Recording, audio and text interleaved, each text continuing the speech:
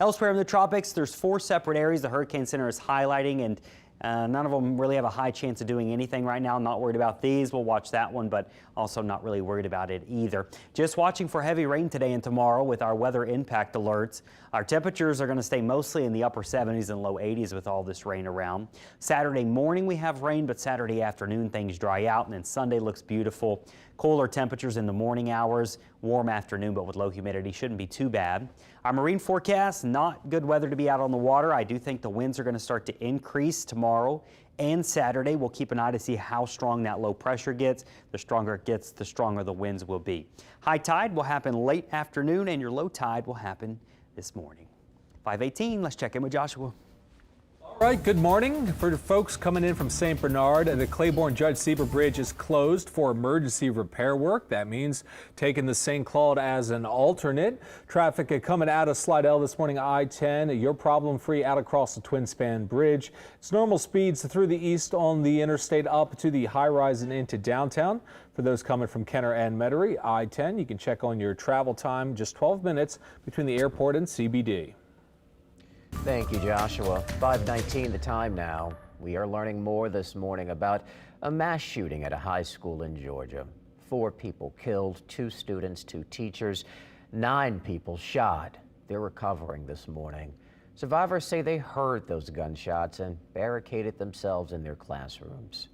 CBS's Dave Malkoff has more on the suspect, the gunman who police arrested yesterday, a 14-year-old student himself.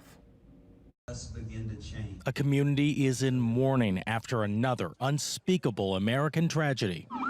Yesterday, just before 10:30 a.m., police say a 14-year-old student carrying an AR-style rifle opened fire at Appalachia High School, located just about an hour outside of Atlanta. The gunshots were so close to me, like my ears started ringing real bad. Like the whole classroom was smoking. I saw one of my classmates on the ground, bleeding so bad. Students and teachers barricaded themselves in classrooms. You could hear gunshots like just ringing out through the school, and like you're just wondering like which one of those is going to be somebody that you're like best friends with or somebody that you love. The suspected shooter, identified as Colt Gray, was taken into custody alive. Later, roughly 1,900 students were escorted out of the school and onto the football field where they reunited with their families. The FBI says the suspect and his father were both questioned by Jackson County Sheriff's officials last year after they received anonymous online tips about a school shooting threat. But at that point, they did not have probable cause to make an arrest. When someone preys on kids, it's tragic. Last night, we learned the names of the 2 14-year-olds who were killed, Mason Schermerhorn and Christian Angelo. Also killed were 2 math teachers, Christina Aramy and Richard Aspinwall. 8 other students and 1 teacher were all taken to local hospitals with gunshot wounds, but they are expected to survive. Dave Malkoff, CBS News, Winder, Georgia. And authorities in Georgia say that they are speaking with the gunman, questioning him on what he may know as they work to piece together a motive and case against him. Want to get to other news that we're following this morning on the campaign trail. Both Vice President Harris and former President Donald Trump, they've unveiled plans to change the economy. They say their plans will save you money. How they differ, that's ahead. And Orleans Parish District Attorney Jason Williams is expected to testify today after receiving criticism about his office's use of post-conviction relief, the questions he faces, and why he says he doesn't have a problem answering them.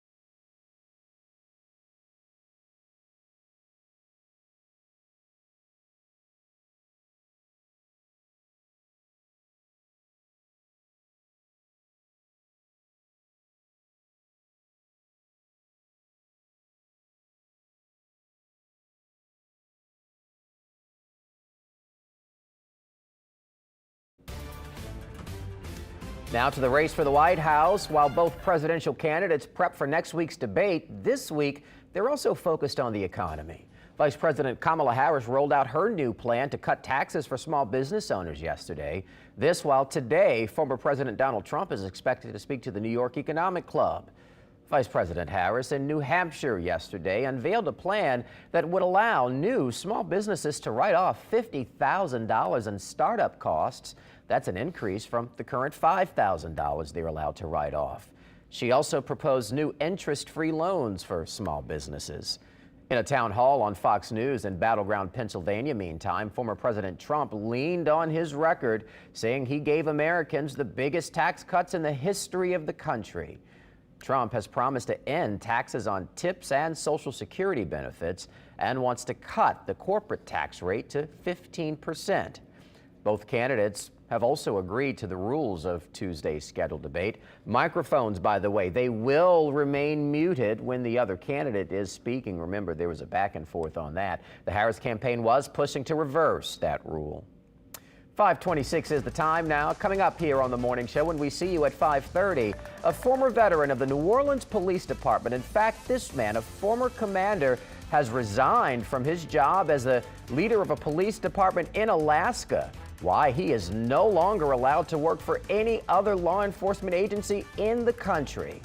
And Ochsner has announced an expansion, but neighbors who live nearby, they're not happy about it. Why they say it'll change their neighborhood there in Old Jefferson for the worse. Peyton, how are we looking outside? Well, our flood threat will be increasing, especially into tomorrow. But Brandon, we already have rain on radar. We're tracking a rainy couple of days for you coming up. Hey, Joshua. Good morning. Normal traffic flow through Kenner and Metairie along I-10 and Airline, and problem-free over the Causeway and Bonnie Carey.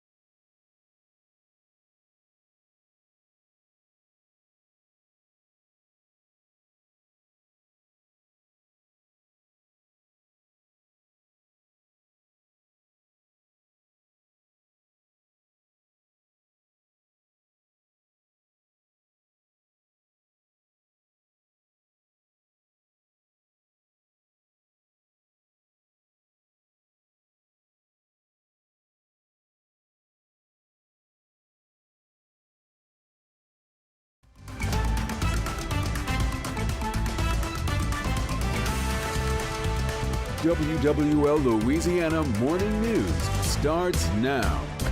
5:30 on this rainy Thursday morning. Good morning to you and welcome to the WWL Louisiana Morning News. I'm Brandon Walker. September 5th is the date. Brianna Boudreau is off. We've got the headlines in just a bit, but first, the rainy forecast with meteorologist Peyton Malone on this weather impact alert day. Should also say, Peyton, it was rainy yesterday and you made chicken and dumplings for dinner. Didn't invite anybody over. Listen, I got a whole pot left over. I don't know what recipe I locked in on, but boy. But it was good? It was good. And you always throw your own little twist in there. Yeah. So it was good. Nice. This is chicken and dumpling weather, or It dumbo. is. I It don't is know. something to stick to your ribs. Yeah, I know that. Isn't that the truth? All right, guys, we've got rain in the forecast. Flood watch in effect today, in effect tomorrow, and also through Saturday morning. This is thanks to multiple rounds of rain. Now, yesterday it rained. We didn't see major street flooding issues because the rain has been moving and it was light enough at times. So that's what we're going to still watch for. It's not going to be a persistent, constant tropical downpour. This morning we've had light rain all across the city, so the roads are wet. You got to take it slow, but we don't have any flooding, just some light sprinkles right now. This is what we will be watching for, any sails like this one where it's not moving. This has already dumped 3 inches of rain in an hour just south of Houma, so luckily it's in the marshes here where we're not seeing it really add up, but in between Cocodrie and Chauvin, you've got some very heavy rain, and those are the type of storms we're going to have to watch for. We've got light rain across the North Shore, but that's also been light enough. It's not causing any big issues. This is part of a developing low pressure. Right now, the National Hurricane Center is not tagging this. However, I would not be surprised if this does strengthen slightly, and it is going to slowly move south of us, so it's not coming right at us, but that puts us on this wet north side.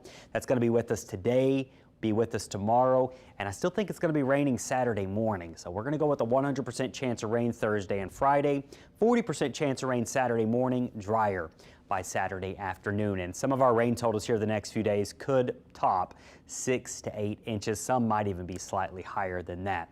We got a lot more to break down in your full forecast. We'll do that coming up in just a bit. 5:32, let's say good morning to Joshua.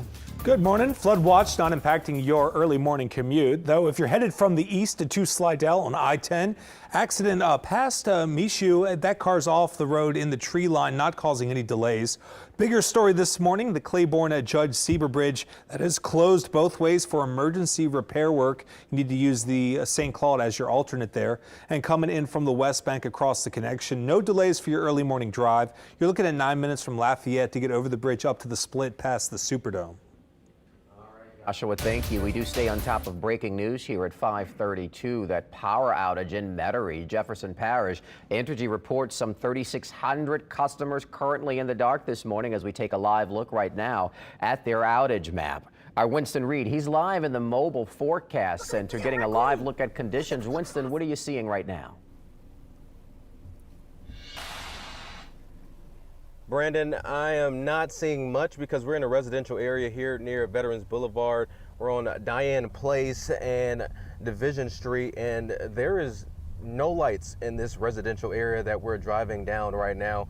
We see a lot of cars parked over to the side, but no lights. We saw someone walking down the street. Light rain here in this area. No heavy rains, no floods, but the power is essentially out, and we've also seen some street lights out in this area as well once you get onto Veterans Boulevard. So it's you know, seen some traffic out in the street, people going on their morning commutes, people on the roads, but certainly it's a bit of a hazard right now because all of these outages, about 3,600 as you mentioned. Entergy is saying that it's an equipment failure on a utility pole which caused this power outage. We're heading down Division Street up to Veterans Boulevard, and you can see right there those street lights right there are out several blocks heading down Veterans Boulevard, and several businesses are also out as well with power. I'm going to turn the camera here to the right.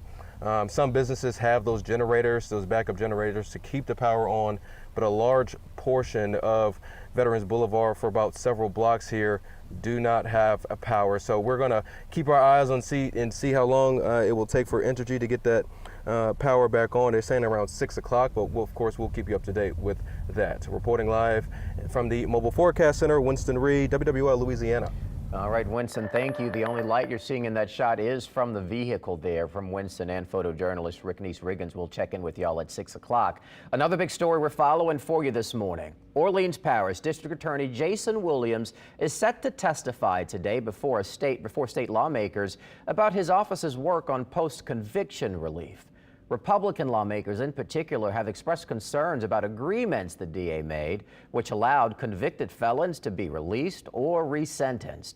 Leah McNeil joins us now with more. Leah, it's the timing of this that has some lawmakers flagging red flags here. Yes, they're saying that the district attorney tried to get a lot of these cases through the pipeline before August 1st when a new law was to take effect that put the attorney general in power of overturning resentence hearing. But DA Williams has a different tone he's striking. He said since 2020, his office's Civil Rights Division has focused on post-conviction relief, which is work that includes reevaluating convictions or reducing sentences in certain cases. But again, some Republican lawmakers are saying the frequency of this is just a bit alarming. The State Criminal Justice Committee Chair, Senator Jay Morris, claims that Williams and judges have agreed to release 150 people, over 150 people from prison in the last few months leading up to August 1st. That's when a new law went into effect, giving the State Attorney General, Liz Murrill, the power to appeal resentencings.